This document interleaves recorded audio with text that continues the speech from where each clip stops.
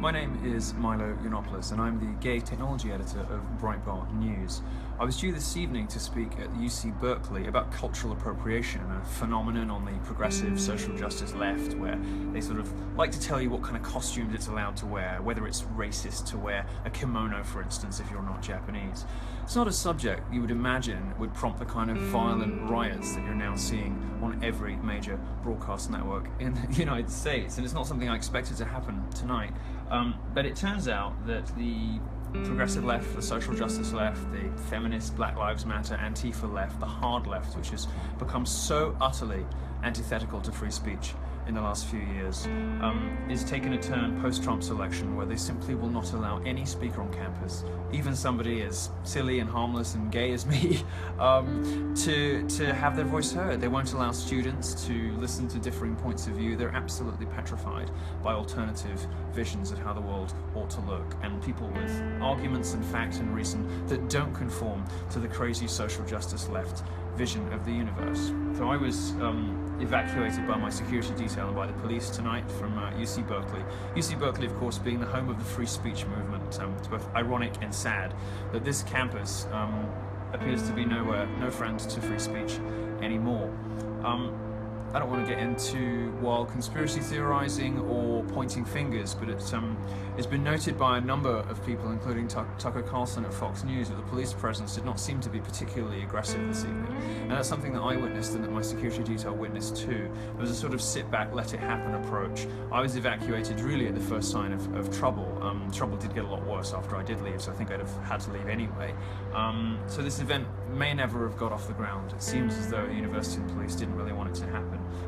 But the fact that on an American college campus, a place of higher education, a place of learning in America, which I've come to as a visitor from the United Kingdom, where we don't have a First Amendment, hoping that this would be somewhere where you could be, do, and say anything, where you could express your views, express your opinions, crack some jokes, make people think, make people laugh, free from violent responses to political ideas. I thought America was the one place that would be possible. I am, of course, not the racist or the sexist or anything else that the posters that they put up claim that I am. They do that in order to legitimize their own violence against you. But even if I were, even if the things that they said about me were true, there still wouldn't be an appropriate response to ideas.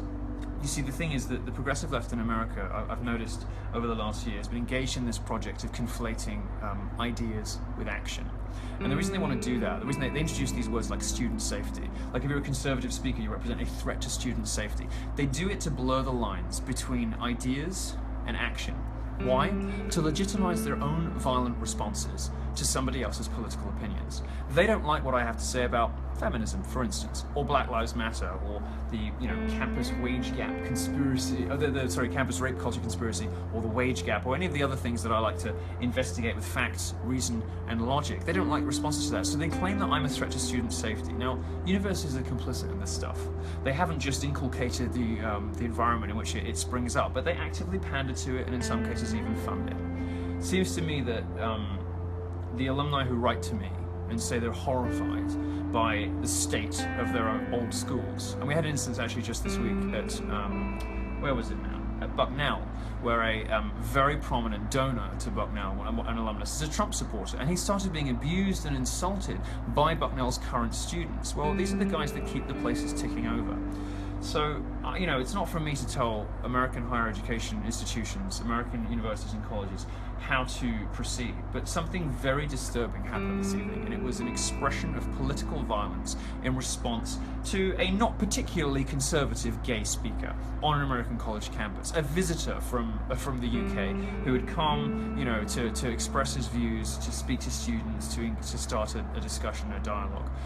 Something very disturbing happened on UC Berkeley campus this evening, and the response to it from other colleges, I think, is going to determine whether people really lose faith entirely in the American higher education system, whether they are prepared to send their kids to these places and to keep funding these places. But in the meantime, I'm just sitting in a hotel room stunned that hundreds of people were throwing rocks, throwing goodness knows what else at the building, throwing fireworks at the police, and had to be subdued, according to reports I heard, with tear gas and non-lethal bullets, because they're so threatened by the idea that a conservative speaker might be persuasive and interesting and funny and might might take some people with him.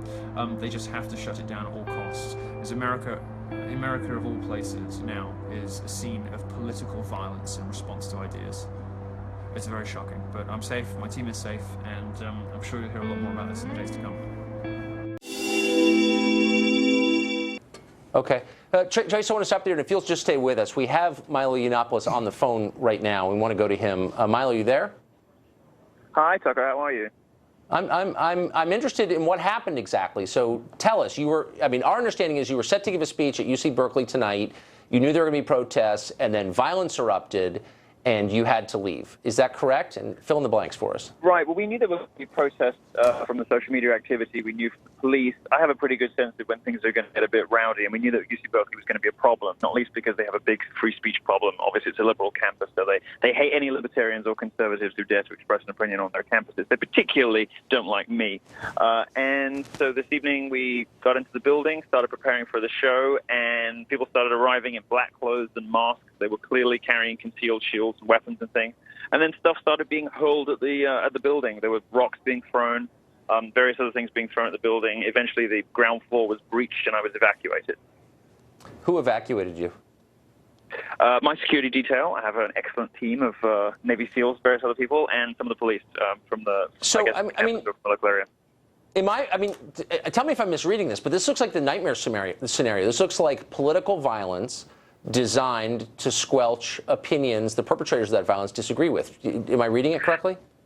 That's exactly what it is. And what's particularly scary and should be particularly troubling is it not only happened on an American college campus, supposedly in the land of the free, these are these places where you should be able to engage with different ideas, places where you should be able to hear speakers. And students who come to my talks who don't necessarily agree with me but just want to hear the other side, they were prevented from doing so this evening by violence from the left that is terrified of anyone who they think might be persuasive or might be interesting or might take people with them. I am not, a scary far-right, kind of neo-Nazi as some of the posters claim. They put those things on posters to try to legitimize their own violence against me and against my supporters. Instead, I'm just a sort of libertarian, gay, Trump-supporting provocateur who likes to, present interesting arguments. And we have good, fun shows with huge sold-out audiences, very, very popular. I'm probably the hardest ticket on American college campuses. Students absolutely love me, but there's more now just left that just cannot tolerate anyone popular on campus who does not subscribe to their own crazy views. I guess the point isn't what your political views are. I would be every bit as outraged and afraid if I disagreed with your views, and I'm sure I do disagree with some of your views. That's hardly the point. The point is your political views were squelched by violence, and the irony, of course, is that the people calling you a Nazi were using violence to intimidate you into shutting up, which seems like a kind of hallmark. These are people. Right. No, this is exactly the same thing happened when my book was announced. My book shot to the top of the Amazon bestseller chart within 24 hours of being announced, and people were saying they were going to burn, calling me a fascist. They really don't appreciate the irony of that. And of course, if you don't agree with my position, you should be particularly worried about people on your own side trying to squelch this stuff with violence. Because my whole thing is, the left is profoundly antithetical to free speech these days, does not want to hear alternative points of view, and will do anything to shut them down. My point is being proven to me over and over and over again. It's remarkable. Milo, will you stay with us? We're going to reset into the Hannity Hour, but we want to keep you there. So I want you to stay with us.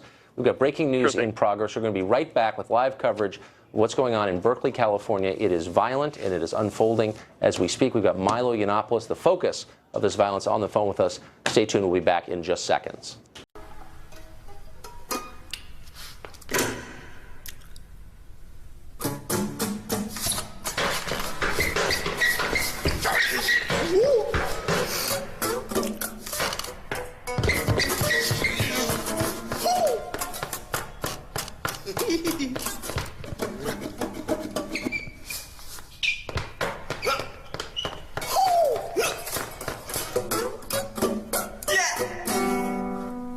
No Trump, no KKK, no fascist USA.